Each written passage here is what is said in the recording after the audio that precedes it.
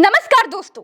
अंबानी के चैनल में नौकरी करने वाले एक पत्रकार दमन चोपड़ा ने कहा कि हम YouTube पर पत्रकारिता करने वालों के लिए देश का हर गंभीर मुद्दा लाइक बटोरने का जरिया बन गया है। हम वीडियो के आखिर में मुस्कुराते हुए सब्सक्राइब करने के लिए कहते हैं। तो सुनो दमन चोपड़ा, इसमें कोई बुराई नहीं है। भांडों की तरह स्टूडियो में खड़े होकर वो चीखते हैं जिनमें सच्चाई नहीं है। हम एक पार्टी के लिए वोट नहीं जोड़ते हैं, हम लोगों को अपने साथ जोड़ते हैं। हम डिजिटल मीडिया के पत्रकार टीआरपी के लिए स्टूडियो में कुत्तों की तरह लोगों को नहीं लड़ाते हैं। स्टूडियो में टीका वाले और टोपी वालों को आपस में नहीं भिड़ाते हैं। हम किसी गोदी सेठ के टुकड़ों पर पलने वाले पत्रकार नहीं हैं। हम अपने दर्शकों के आगे हक और अधिकार से सब्सक्राइब की फरियाद करते हैं। हम समर्थन मांगते हैं, हम लोगों से साथ आने का अनुरोध करते हैं। हम जबरन किसी के ड्राइंग रूम में घुस नहीं जाते हैं। हम फेक न्यूज नहीं फैलाते हैं, सिर्फ सरकारी चाटुकारी एंगल ही लोगों को नहीं बताते हैं। हम एक नेता को महान बनाने के लिए दिहाड़ी मजदूरी नहीं करते हैं। नेता कहे तो काटो, नेता कहे तो भौंको, बलवंत राय का पट्टा गले में डालकर नहीं चलते हैं। डंके की चोट पर अच्छे को अच्छा और बुरा को बुरा कहते हैं। पत्रकारिता की क्लास में सरकार से सवाल पूछना बताया गया था, हम अपना फर्ज निभाते हैं। सत्ता से हाथ मिला ले, हम वो पेशे के गद्दार नहीं है। गुलामी के टुकड़ों पर चलना हम मंजूर कर ले, हमारे माँ बाप के दिए गए ऐसे कोई संस्कार नहीं है। दमन चोपड़ा, 4 दिन तुम सरकार से सवाल पूछ लो, फिल्म सिटी में नौकरी के लिए तरस जाओगे। हम तो केवल लाइक करने के लिए कहते हैं, हम तो केवल सब्सक्राइब करने के लिए कहते हैं।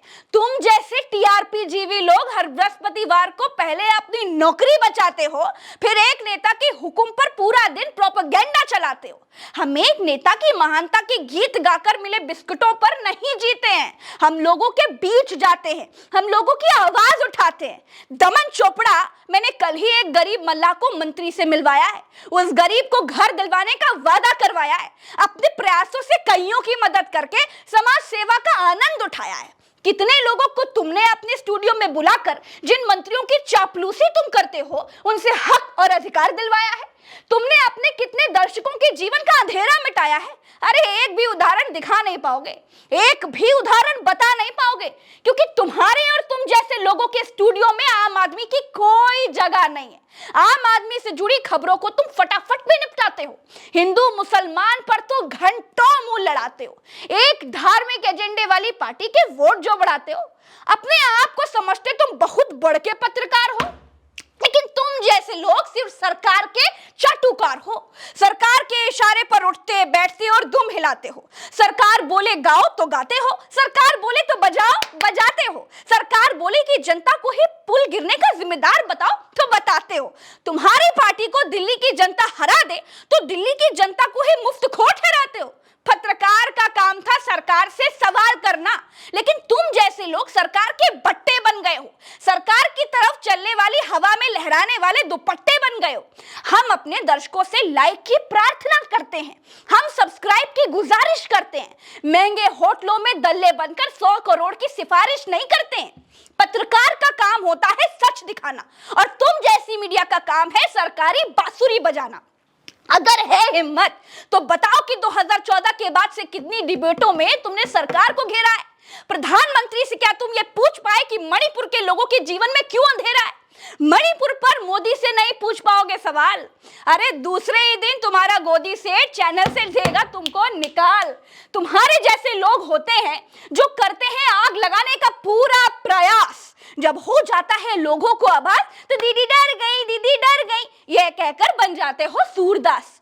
एक समुदाय को पहले पत्थरबाज नाम दिया, पत्थरबाज कहकर पूरी कौम को बदनाम किया। फिर पत्थर लेकर नाटक करने आते हो। पत्थर का धर्म कहाँ होता है ये बताते हो। खुद को बड़ा मासूम दिखाते हो, लेकिन गोदी मीडिया कहते ही तिलमिला जाते हो, चिढ़ जाते हो। जब पत्थर पर दे दिया है इतना ज्ञान, तो बताओ जुमलेबाज और गोदी सेठ की मिली भगत से नोएडा की फिल्म सिटी में कहां पर चलती है झूठ की दुकान?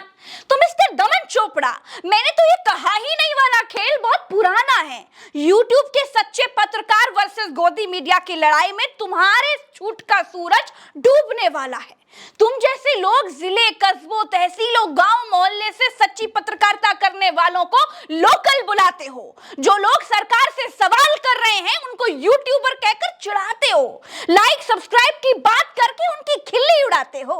जो गांव कस्बों तहसीलों से दिखा रहा है सच्चा समाचार, वही है असली पत्रकार। जिस दिन राजा खींच लेगा हाथ, तुमको उस दिन चाटुकारिता के दुष्परिणामों का होगा एहसास। हमारा क्या है, हम लोगों की लड़ाई लड़ते जाएंगे, सच की कलमों से तुम्हारे प्रोपेगेंडा को हराते जाएंगे। झूठ के जरूर होते हैं पांव हजार, लेकिन सच के सामने उसे होना ही पड़ता है लाचार।